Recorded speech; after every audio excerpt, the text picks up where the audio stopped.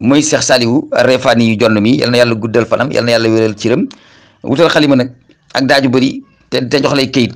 li nga denc yulli ko nga bàyyil ko fi ko ne yi bu dul dara luxa bi rek ak tegtal ak wax ju tegtalu ji ak ni mu tolloog jamono rek jar na lu ne jar na simi bu joxe ko xam naa lii moom boo ko jàngoon ci kanam sëñ Muntaxa ba eggalee dara ji mu sol moom lay simi jox la ko comme ni nga xam ne noonu la yéen bi defaloon Suhayr yéen yàlla guddal fan yi العاد شيقي من فرنسا بعدما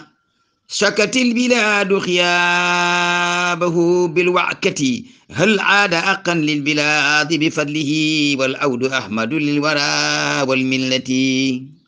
هل عاد رائد شعبنا وإمامنا وأبيبنا وأبو الرجال للفتية ساك الخليفة والمقدم والفتى وأق من يدعى بنفس الأمة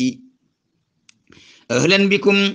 يا شيخنا يا منتقى في أرضك السنغال أرض الإكمة سهلا وترئيبا بكم في أهلكم من بعد شوخ في دوام محبتي والخوم ساروا كل برجوئكم سعداء إذ هرستهم من وحشتي عادت بعودتك الإرادة والأداء والبشر عاد كساك علو الإمة وتنورت سنغالنا بضيائكم يا شمس أمته وبهر النعمة أبقاك ربك دائما في سئة وسلامة وعبادة للجنة بالمنتقى صلى عليه إلهنا والآل والأصحاب آل الختمة بالمنتقى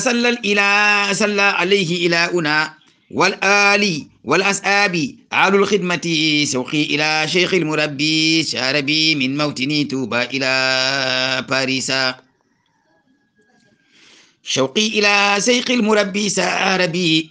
من موتني طوبى إلى باريس شوقي لشيخ المنتقى سمش الدنا أدخل وراء أعلى الملا تقديسا أضنى وأسقم جستي وكأنها جسم بلا روء ترى تنفيسا وكأنني يوم التباين من جوى طفل رضيء يفقد التأنيسا قد فارقت الأم واختر دائشي فخدا يعاني الجوع والتدنيسا وليا حبيب القلب بل يا سره والعود أحمد أشكر قدوسا يا من يربي سالكا مسترشدا ويسيل عن الجهل والتلبيس يا منتقى يا من يسود عن الإماء وبكم يساخ لغيرنا إبليسا يا من يرقي للإله مريده لمقامة قد أعجزت برسيسا إن الخلائق والبلاد تكابدت ثمنا وأسنا وفقرا بوسا أنت الأنيس وأنت خرة عيننا أحييت فينا نسكا وتدريسا وأبو اليتامى أنت مسئب فقرنا تنفي البلاء عنا معا والسوسا ولا أنت شمس الكون مصدر نوري وعداء نورك سوريا والروسا أحسنت أخلاق العباد بخلقكم فكأنها بك أسست تأسيسا أصعبت أن الجدب من دعواتكم وسقيت باستسقاقكم سلفيسا قد أظلمت سنغال يوم غروبكم وأدأت يوم شروقكم باريسا